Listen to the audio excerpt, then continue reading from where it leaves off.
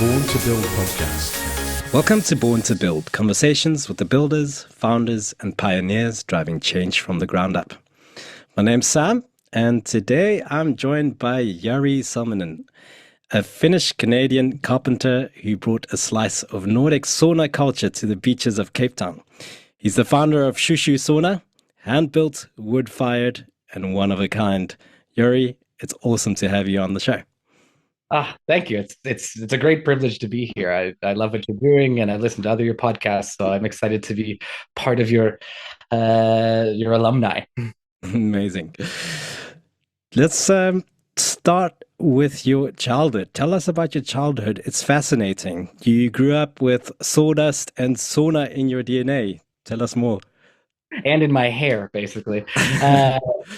I'm a third generation carpenter. My grandfather's a carpenter. My father's a carpenter. And I sort of just picked up the family business.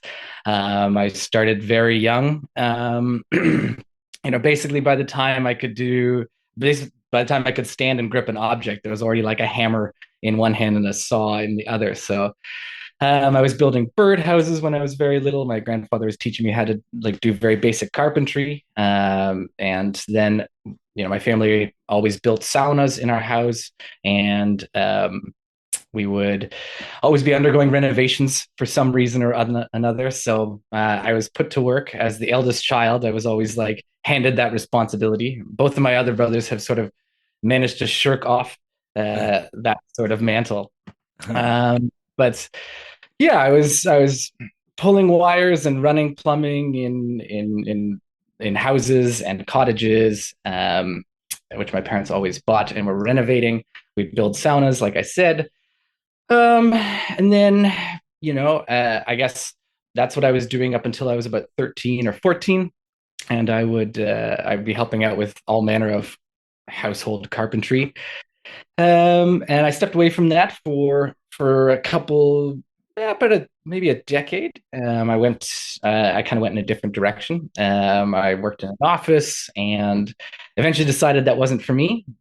Stepped back into carpentry. I was working with my father, who's a drum builder, still is. He was a drum builder at that point, and I was building drums for a number of years with him. Is that drum kits, like musical drums? Kits? Yeah. Right. Yeah. Okay. Still does custom drum kits out of Toronto, Ontario. Wow. And which is very precise sort of carpentry. So that's kind of, I think I honed those sort of rougher carpentry skills I accrued in my younger years. And then I moved into furniture and then some more general carpentry, framing houses and cabinetry and kitchens and built-ins. And then I started a fabrication shop in Toronto with my best friend. So we would be doing big art installations, escape rooms, interactive marketing, what do they call them? Brand pop-ups, stuff that you could really touch and feel. So it was also very one of a kind sort of work, which was very, very fun. So that's kind of, and then obviously I came here and I started doing what I'm doing now, which is ShuShu Sauna. Yeah, amazing. So where does Finland come in?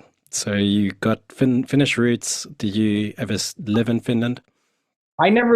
Only when I was very young. My parents moved to Canada when I was very little, but we'd always be kind of going back and forth. All my extended family is there. My brother lives there with his family now. And so, yeah, we're always back and forth. We're very culturally Finnish, I would say. But the weird thing about sort of being in two countries is you're never actually from either place.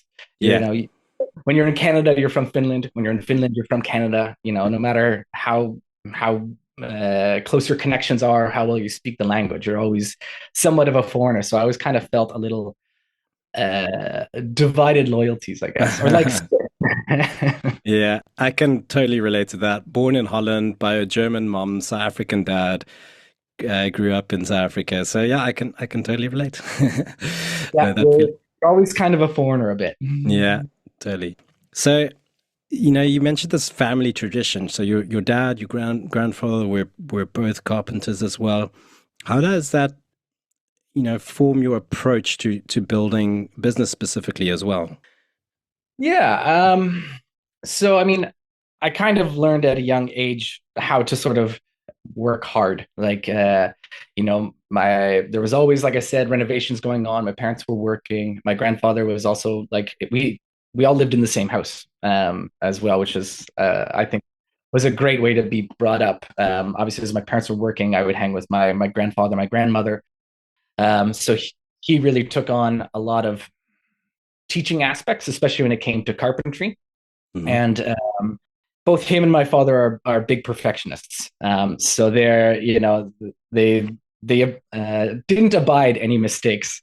So they were pretty militant about like making sure things were done the right way, or at least what they thought was the right way. Hmm. Um, and my father's also an entrepreneur as well. He's obviously got his own drum company. He's a drummer and a studio engineer and a musician. So he's Yeah. got his hand in a lot of pies that way. So I sort of learned how to sort of work hard, juggle a lot of different things. Also, my mother as well is she's a business owner, and so that sort of drive I think was sort of passed down to me. So I saw them do those sorts of detail oriented tasks, do them the way that they thought would be best and without cutting corners. And I think I've just sort of internalized that sort of mentality. My dad, one of his favorite sayings is, "You take care of your tools, and your tools take care of you." Um, which is, great for a carpenter, but also as just a business owner, like is just to take care of, the people around you, if you want to consider them equipment, or in this case for ShuShu, make sure that the sauna is always like maintained, and you put energy into these things and they sort of feed back into you. Amazing. So you mentioned you started ShuShu. What was Yeah. the moment that sparked this idea of a mobile sauna? So I mean, my partner and I were trying to figure out what I would be doing because we were moving to South Africa. I didn't quite know what I would be doing with my time. At that point, I was sort of studying to be a programmer and a coder, figuring Okay. that I could something on the road, which was cool, and I loved doing it. But we were traveling, and I was visiting my brother in Finland, and we were sitting in one of the many saunas dotted along the ocean front there. And as we were sitting there, we kind of looked at each other and we're like, it would be amazing just to have one of these in Cape Town, like something Mm. public sauna. People could come, sit there, see the ocean, go jump in the ocean. Um, and so we actually caught on to this idea of maybe having a floating sauna because it was like, oh, on the water, it'd be amazing to have a floating sauna. Wow. So we Yeah. started sort of plotting that out a little bit. Eventually, that ended up feeling a little logistically difficult. Cape Town's waves are a little hectic. Yeah. We didn't know where we put it. Um, and so we were still sort of like bandying around this idea. And once we got back to Cape Town in would have been July 2023, we had a friend come over from England, and he had a friend who was building a mobile sauna. And Mm. we were like, oh, that's an idea. What if we put it on wheels and you could just bring it to the ocean? Yeah. And the idea of a mobile sauna isn't new to me. I've growing up, in both Canada and Finland, I've seen saunas on trailers. I've seen saunas in cars. I've seen a sauna in basically, whatever you can think of. Yeah. Even when I was going to camp as a child, which was obviously Finnish camp, they'd bring a sauna on a trailer out, and we Wow. would go to that when we were young, um, which was always very very fun. A sauna in a forest is like perfect. Amazing. Um, but so we caught onto this idea, and we're like, I actually set up an interview with the guy just to sort of like get what he was all about. His name is Tom. He started Sauna Box in the UK, Okay. and it was very very lovely to sort of engage with me at that point. Not even having a sauna. I'd obviously built saunas before, but Mhm. never one on wheels. So he sat with me. We walked through it. He built his on like horse boxes, and he kind of walked me through a little bit the construction. And the techniques are very very similar to building a sauna that would be in ground and stationary, but Mhm. there are some very delicate or unique sort of features that you have to sort of take into account when building a mobile sauna. Yeah, walk us through that a little bit. Like, how does it start from design? Like, what type of trailer you need to use? Yeah, I mean, the trailer is not such. I mean, obviously, you need something big enough. You need something stable enough. Um, that would be able to handle the weight. So, I mean, for our purposes, I found an old cattle trailer, Hmm. which as a commercial level trailer, I was like, perfect. This is great. Yeah. Of course, if I'd known what I know now, I mean, commercial trailers and farm trailers of that particular aspect go through a lot of beatings. So Right. I had to do a lot of maintenance on it, and I probably would have been a little more discretionary. When I saw it, I was just like, it's perfect. It's the right size. Like it looks big. It's got like double axles. Um, and I wanted to make sure it obviously could withstand, being dragged around Mm. and, could handle the weight. And the weight was sort of a big thing as well for me. And that sort of made some interesting design decisions based on what I could put on the inside, right? So the Mm. type of wood I would use and the thickness of the wood, how many people you can fit, and then how you frame out the benches, how much support you can have, and the size of the kiwas, the stove, Mm. because you don't want to have too much weight on either side. So you have to sort of balance benches and the weight of this like 100 kilogram stove on the other. Yeah. What was the name you used for it? The stove? Oh, it's a kiwas. Kiwas. Okay. Yeah, Is that a Scandinavian term or it's a Finnish term for the stove, the heart of the sauna. Yeah. okay. Okay. There are some things that I look back now on that I would love to have maybe changed and might change for further things, being like the thickness of some of the wood, because I've had to redo some pieces as the thickness of the wood warps, So Right. uh, there are some things that are chosen based on my own concerns that I might not worry about quite so much in the future. I was Okay. overly cautious. Right. So what were some of those earlier challenges though when you were building it? Drainage for sure, airflow. So I had a few different ideas of how I would try and obviously with a sauna it gets wet, so you need to have both passive airflow from the ground up, and then how you're going to drain out the water and how you're going to clean it. Right. So I've seen a few different people do different things. Some people put down like big rubber mats.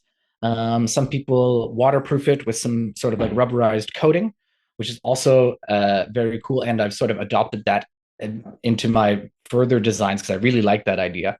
Mm. But what I built was a floor on a floor that would angle down into this sort of groove into a trough. So the idea would be that you don't have a ton of airflow, passive airflow coming up from the underside of the trailer, but you still can drain all the water and clean it. So that sort of took two or three stabs at to sort of come on the right formula. Originally, I wanted a circular drain in a few different spots, and to try and like angle a whole subfloor on sticks down to a central spot was just like Wow. an engineering feat that would be beyond my capacity. Amazing. All stuff like you just don't think about, right? Or Totally, amazing. right? Like where do you place these things? And Yeah. like normally when you build a sauna and ground, like you have some passive airflow from certain places, and then you just need an entrance and an exit ventilation. So this took it to a little bit of a different level, and then obviously window placement, and thickness of the windows because you don't want it to break Mm. as it's moving. And this is an off-road trailer. We take this thousands of kilometers away sometimes. We took it to Africa burn, we take it to different weddings, so it's got to be durable as well. All right. Yeah. Now, first of all, you say sauna, and that's obviously also a Finnish thing. Sorry if I say sauna, so just you correct me. But what like sauna culture is obviously not really a thing in South Africa or hasn't been in the past. Like, what were the earlier challenges of bringing that into South Africa and making people understand what this thing's about? So the early days, I won't lie, were a bit dark. When I first got this thing on wheels and I was taking it out, people were um, curious but not engaging. So it took a while for people to really see what the benefit was, and why they would use it. Obviously, the sauna isn't like an uncommon idea in South Africa, but it's the sauna culture isn't really developed here. Like Mm. people obviously have the saunas at Virgin Active, or maybe there are some high-end spas that would have a sauna, as you Mm. say. I tried to adopt saying sauna just so people don't like look at me quizzically when I say it, but it's not the right way to say it. It's the only Finnish word in the English language. You have to say it right. Oh, amazing. I didn't know that. Okay, We've got one. I'll say sauna. um, and yeah, so like I said, so the early days were dark. The first festival I took it out to, no one came. I had it set up from like the morning till the evening. Not a single person. Some people were like, "Why did you bring it here? It's hot." Like so, I almost cried. I felt like such a fool. I was like, "What am I trying to do here?" Wow. It was so discouraging. Um, but I persevered, and slowly people have sort of glommed onto the idea. Obviously, in its early days, people were like, "Why would you sauna in the summertime? Like I'm already sweating." So the the sort of marketing technique I took when talking to people was like, if you go in the sauna, you step out on a hot day, you're going to be cool again, right? And it takes a long time for your temperature to be brought back up. Um, and slowly, people started joining, especially like cold water swimmers. They sort of recognized like very quickly that like that's the other half of the equation. That's the yin to the yang. Mm. Um, and they really started coming out as well. So people who loved cold plunges, cold dips, and obviously setting up at beaches, we'd have a lot of walk-in traffic. So I would just be out there every day, just talking to people who would just be more interested than actually like than ready to like jump in. Yeah. And so we've grown it. I would say organically, but that also means slowly and by word of mouth. Yeah. And we're kind of where we are now, and things are at a very good point where we have regulars, people who come out to all our different locations all the time.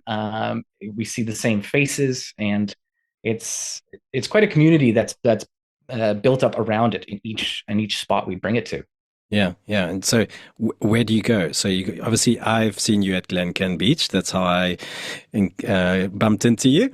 But where else do you go? Like, and what does the schedule look like?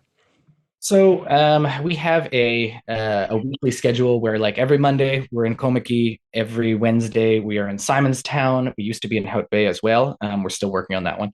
Um, and Thursdays we're at up in town at Saunders, and then at Vitsands Beach down in Scarborough or Misty Cliffs. Fridays we are in Fishhook. Saturdays Glencairn, and Sunday we're all day in Camps Bay now because we actually had such a large turnout. We actually had to begin doing morning and evening shifts. Wow. So each day is sort of we're in a different spot, which is amazing. We've sort of stumbled into that schedule. I would say again organically, but euphemistically that just means haphazardly. Right. Yeah. Amazing. Yeah, so I scouted some locations early on, and I had an idea I had a big list of beaches we could maybe go to that would be within scope or within reach that wouldn't be too far. When we first started, I was just here in Komaki where I live, and then branched out to Vitsands, and then we've slowly added all the other locations based on people's recommendations and just kind of starting. We had a few missteps early on and we're still obviously in a quasi gray area when it comes to the city and our legal status and permits. I was going to ask, Uh, there's probably no like bylaw for mobile saunas in the city of Cape Town, bylaws. we have created one. They had to make up things just for us. So Uh, early on when we started, they were like, "Oh, actually, we don't know if you can actually do this, but we don't like it." And like, so we had a brief pause when I first started as well of a month or two where the city would just be like, "Actually, we don't like it. Like, don't do it." And I was like, "Okay, well, that doesn't help me much because there mm, wasn't a permit for what we're doing." yeah. But also, I had my business license and I had everything else. I had it, safety inspected. Like I went through all the hoops, but the the goalposts kind of kept moving when it comes to our dealings with the city, and to some degree it still does. There's still some locations where we're attempting to get back to, and it's a bit of a pain in my butt, honestly. We've now got permits. They created a permit specifically for us, and I will say to their credit, they have tried to work with us. They haven't like set us like you can only operate away from the beach. At least they've been trying to like make spaces for where I have relayed to them. That's our spot. We can't like operate without a beach. Yeah, no, totally. And if you're listening and you happen to work with the city of Cape Town, help a brother out with some permits. Let me know. Tell us a little bit about the health benefits. Educate me. I am not, I don't know too much about saunas. My wife loves them, and she swears by them. But tell me, like, what are the health benefits? I mean, the science is kind of catching up quite a bit. I would let me state first of all that like when I've started saunaing, obviously as a young child, like the health benefits were not first and foremost of the reason why we'd go. I mean, number one, it was always culturally, it was just always a part of our life. It was in our house, it was at our cottage. In Finland, it's called a mökki, and we would go to hang out with friends, and even still to this day, I go because it's recreational. I love it. I think it obviously makes you feel good. You can connect with people. When I go with my friends, especially in the past, when we'd either go out to banyas or saunas, like public ones, we'd have a beer and we'd hang out and we'd chat. So that was really always first and foremost for me why I sauna. Right. It's just because it's a place to be, a place to relax, Mm. and you knew it was good for you, but there wasn't always reasons behind it. Now, Right. we have people like Andrew Huberman and Susanna Soberg and all these other sort of I'm not going to call them sauna dilettantes because I do believe that they believe in it, but they're adopting something that's already like, in place for, centuries. Yeah. Obviously, improved circulation is one of the big ones. Mm. The increased heat dilates your blood vessels. It leads to increased blood flow when paired with a cold plunge. Obviously, that sort of contracts your blood vessels, so that like pumps the blood through your body, and that will help your body circulate and detoxify faster than it would otherwise. That's also good for muscle relaxation, pain relief. It's as it pushes that blood to your extremities, it also relieves muscles after like a workout. Even if you're not working, obviously it's very good for you. There's cardiovascular things that are cardiovascular health reasons, cardiovascular reasons that suggest that saunas will decrease heart-related failure. Most of these studies are done in Finland, obviously. Yeah. Improve blood pressure to your heart. Reduced arterial stiffness as your blood vessels contract and dilate. Obviously your respiratory system. You're breathing in this hot air, so it also helps loosen everything up, like asthma, congestion, all these other sort of things that can sit in your lungs. It sort of like cracks it up. So that steam is really, really good for you. There's a reason why, when you have like a cold, sometimes you sit with a bowl of hot water over your face with a cloth, right? And you just breathe in the vapors. Yeah. It's a very similar sort of effect. Your body goes through this, like this stimulated immune response, as if you were in a bit of a fever. So your body also produces more white blood cells, and it gets rid of like old white blood cells as well throughout your body. So, you're in this sort of like state of sickness or anxiety or whatever you want to call it, like your bodily anxiety. And that creates sort of a detoxification sort of as it works its way through you. Obviously, I just talked about a little bit of the stress reduction. And I think that also comes with being in the sauna, and beyond all those physical health benefits is the community and being with friends and being with people. Like I love saunaing alone. I'm an introvert. I really love like doing stuff alone and on my own terms. Mm-hmm. But in a sauna, it allows you to sort of like drop your guards. There's a Russian saying that, there's no generals in the sauna. Um, and I think that sort of state of low level physical anxiety sort of drops your social facade, right? You can't always keep up, the persona that you've built within the sauna. So it allows you to be a little bit more vulnerable with the people around you. Right. And also couple that with the fact that you're pretty much naked, you know, uh, it all adds to the effect that, that level of connection is something you may not find in other places. Right. So we've actually started a sauna fund. Actually, we want to convert one of our bathrooms and build a sauna in there. And we started about a year ago. Started saving up for that, and I now know whom to contact to help us with Absolutely. that. Congratulations on that. I think if you need any help planning it out or specs, I'll give you a hand. No problem. Amazing. Now, you mentioned it's coupled with a cold plunge. So you sit in the sauna for a little while, take a dip, and then back in the sauna and take a dip. And what is the coldest cold plunge you've done?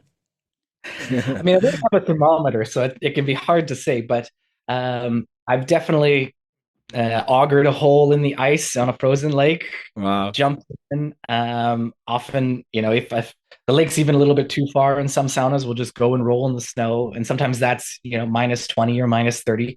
And, you jump out naked, you roll around in the snow, and then you just hang out. You let your body cool down. And it's amazing that you can just be out there. Sometimes we'll crack a beer and be sitting in a blizzard, with just our shorts on. And Insane. yeah, it's amazing. So, Wow. yeah, I mean, jumping in the ice in a frozen lake, definitely king of the cold water experiences. Oh my word. I can't imagine. I mean, I've the coldest I've done. Um, not really a plunge, but we actually visited Sweden about 2 years ago, and we were at a friend's place, and they had a hot tub which had frozen, and so we did have to kind of break the ice and sit in that for. I mean, I lasted probably 10 seconds, so I don't think it quite counts as a proper plunge, but That's definitely a plunge. Absolutely. As long as you can get cold and your body temperature is brought down, that's a plunge. That's a win in my books. Although I guess a hot tub that's frozen is a cold tub. yeah, we did. It was one of those wood-fired ones, so we managed to heat it up and sit in it later, which was a wonderful experience. It was snowing, and we sat in the hot tub. Incredible. Um, Beautiful. so let's just talk a little bit about the business itself, building this incredible, interesting business in Cape Town. So you mentioned some of the permits, but what are some unexpected hurdles that tripped you up maybe in the beginning or still are possibly? I mean, definitely permitting is one of our biggest issues for sure. That's always been sort of the background noise to the entire operation, and it's always a cause of like unseen anxiety in the Mm, business. That being said, my partner is South African, and she has a very common South African mentality, which is just like, just do it, just go. yeah. Ask for forgiveness later. Don't ask for permission. The law-abiding Finn and Canadian in me is like, oh no, like you can't just do that without permissions. That's crazy. So I would happily with her prompting, I've been able to like push forward despite living in this quasi regulatory space. So that's always been one of the big hurdles. We have, obviously a mechanical, not mechanical. We have a trailer which undergoes mechanical issues from time to time. Right. Um, we've had um, everything from, leaks in the flue and, the stove itself developed holes at some point. We had an axle break. It's a moving artifact which Yeah. requires, a lot of maintenance, more maintenance than I'd care to let on probably to most people. But Right. every week I'm doing, some sort of fix on it. Really. And I have Wow. one day a week where it doesn't move, it doesn't operate. So I'm able to just like get as much as I can done in 24 hours before it has to go out again. And that's always been one of the biggest sort of hurdles that's on the back end. Obviously, marketing and education, like we talked about a little bit earlier. Mm. Um, I'm a carpenter. I'm not a very good marketer. I can talk to people, and I'm very happy to talk to people about sauna, especially. But getting the word out about what I'm doing is uh, it's not really in my nature. I'm not much of a self promoter. I like when things sort of stand on their own merits. But you kind of need someone who's a little bit less self-conscious Right. about the pushing the idea. So again, I would give my partner credit for helping a lot with our marketing Mm. and getting our name out there. And that still is obviously an ongoing hurdle, which we are working at, and which I think is going much better. In the early days, it would just be me trying to figure out what to post on Instagram that would be attractive to people. And I don't even post on my own personal Instagram. So I don't like spending that much time on my phone at the best of times. Right. So those those sorts of things, coupled with just the education of people as to like why, where, when, who to sauna with, those sorts of hurdles have been sort of in place. And now I think there's been within the past year since we've started, I've seen a huge shift in awareness of people starting to use the sauna. Mm. Like I said, when we started, dark days, maybe 2 to 5 to 10 people anytime we were out, which, goes a long way into starting to feel like, am I doing this like for any good reason? Um, what am I doing? I'm a fool here. So Yeah. that was um that was a bit of a bummer. Um, and decoupling the sauna from like the gym and like physical exercise, I think was Mm. um also a bit of a hurdle as well. Because a lot of people I spoke to early on were like, well, I go to the sauna when I go to the gym or, after I exercise at home. So sort of creating it as its own standalone recreational activity was also something we had to sort of work at as Mm. well. Yeah. Yeah. It's And that's brilliant. taken some time to sort of get the message out. Is there any sauna myth that you might want to take this opportunity to just bust? I mean, I think one thing that I speak the most to customers about that I get a lot um, is that throwing water on the rocks heats up the sauna, which is Ah, true in a sense. But what you're actually doing in the sauna when you throw water on the rocks is actually cooling the ambient temperature. You're creating steam, which makes it feel hot. But the rocks are the sort of generating power of the sauna, right? That's yeah. where the heat is kept. So by cooling them down with water, what you're actually doing is cooling down the sauna overall. Okay. Interesting. So that's a big one. Saunas, I think with some people, like I think a lot of people's perceptions of saunas, especially if you've had, inadequate experiences with like people's home saunas or gym saunas, is that they can be a little dirty as well. And a properly maintained sauna is one of the most hygienic places you can be. Like temperatures Right. above 60 degrees, sort of like kill bacteria, kill microbes, Yeah. all those sorts of things. So, um, you know, in Finland, in like the turn of the century, women used to give birth in saunas. It What? was No worries. absolutely, yeah, yeah. My grandmother remembers friends being born in saunas because she was born in the 40s. So, Wow. Wow. just before the kitchen created. So, um, saunas are one of the most hygienic, clean places you can be. And despite, you're obviously sweating, and there's dirt coming off of you, but obviously we clean off the dirt and we do still maintain our sauna. Mm. But it's still incredibly clean and bright and healthy and happy.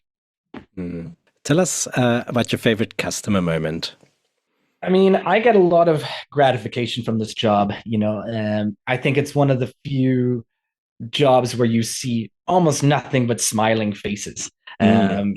It's very instantly. It's a very instant reaction that I think maybe you don't have in other jobs, where people come out and they tell me about their personal health journeys and how that how they've been personally and positively and emphatically affected by sauna, and thankfully my sauna, but any sauna, like heat therapy in general, is helping people, Mm. um, which is always amazing. And that's it's so cool to see those people come in and week out, and seeing that become part of their daily or weekly bathing rituals. If I have to think of like actual favorite like customer moments, I mean, I've taken the sauna out to Africa Burn, um, and out there, it there's such a different vibe to the sauna from when I set it up in the city. It's amazing to see all these South Africans stripped down naked, in the desert no less, sitting knee to knee packed in a sauna, and they're just like smiling, gabbing, happy, and it's it's very rare to see that in Cape Town, where people are just so stoked on getting naked. And that was so cool. I love that so much. It's everyone's just so stoked on it. So there's a myriad amount of like positive, customer moments that I get to relay back and get to experience. And I'm very grateful. Honestly, really I am. Amazing. Great. What's next on the horizon for you? Are you planning to build another one, expand possibly, or maybe even that floating one? Yeah, I mean that's I have given some thought to it now, and I've talked to a few engineers. Um, Maybe this is the word of the day for that one. But yes, we are going to build a second mobile sauna. Right now, I'm actually engaged in building some personal saunas for people as well. So I'm building private saunas. I just built a commercial sauna for one of the wine farms out in Stellenbosch, and they now have a mobile sauna trailer out there. And we've got a few more plans, which I might keep under wraps for a little bit, as they're Yeah. probably going to be out later this year anyway. But yeah, we've got a few different avenues that we'd like to expand our reach as well. So maybe put some mobile trailers in further afield locations. Cool. I'll watch the space. If you're listening, how can people find you online and get connected? Well, I mean, you can always contact us through our website, which is just shushusauna.com. Um, Obviously, our Instagram, which is just ShuShu Sauna, and our Facebook also at ShuShu Sauna. We have a WhatsApp locations group where I post up all our locations. It's admin only. It's a bit long form. I tend to get a little bit more long-winded than I would on our Instagram. So Okay. if you're ever perusing that, you get to hear my long form jokes and of what we're doing. Great. Well, I'll put a link in the show notes as well. Just to end off our time together, I always like to do a bit of a rapid fire, either or questions. You can choose one or the other. Explore space or the deep sea. Ooh, I mean, I've always been a deep sea person. I love mysteries of like the deep sea. I love stories of like megalodons in like the Marianas Trench. I there's so much unexplored places on this earth. As a kid, I would always love reading these like stories of sailors and explorers and these people who went to far-flung places, and realizing that they're still here. Um, and still maybe not within reach, but still like we don't have to go that far to start like exploring these places. I always think deep sea is amazing. We're still discovering new animals down there. We have no idea what actually Yeah. exists. It's so cool. Mm, awesome. Safari in Africa or snowboard in the Alps? Oh, I mean, I have snowboarded in the Alps, and I actually have safari in Africa. I'd still say snowboarding. I love snowboarding. I love boarding. I grew up punk rock and skateboarding and snowboarding, obviously. So that Yeah. was that's a big joy of mine. Fly or breathe underwater? Ooh, flying, I think. Despite what I just said about the deep sea exploration, I just think flying would be dope. Yeah. Honestly, Amazing. place to place would be so cool. Yeah. Last one. Always summer or always winter? Oh, that's a hard one. I mean, Look, now that I'm in South Africa, it feels like I'm kind of in always summer. Like in Yeah. my mind, winter only exists when there's snow and it's below 0 degrees. So, you know, that being said, I miss the winter. I'd still say, if I had to choose, always summer. I think it's great. It's hot, it's nice, but man, I miss the winter time. I couldn't do one without the other. That's a hard one. I thought it would be quite hard for you as a Canadian Finnish person. I mean, you got to love the winter too. Otherwise, yeah, how do you survive there? I love it. I know, Yeah. right? Like chopping through snow, shoveling snow. It's just like it's cold, it's beautiful, it's sweet. I'm not changing my answer, but I love Yeah. wintertime. Well, Yuri, it's been such a privilege chatting with you today. It's been so much fun. Yeah, thank you so much for joining me. Thank you so much for having me. It's a really fun time just talking about sauna and all the sort of things that got me to this place. So I appreciate your interest in what I'm doing, and I love your podcast, Sam. Thank you. Cool. If you're in Cape Town, go check them out on the beach near you.